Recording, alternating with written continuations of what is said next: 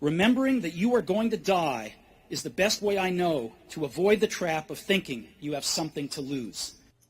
He was hailed as a visionary, a genius, but now at the age of 56, illness has claimed the life of the man sometimes called the Thomas Edison of our times.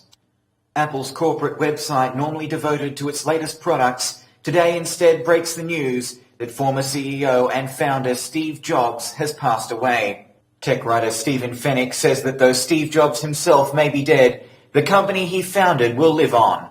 Like, he was a great leader, so he didn't do everything there himself. He led a great team. That great team is going to continue to do great work. Outside the Sydney Apple store on George Street, a floral tribute erected by shocked and saddened Apple staff and customers.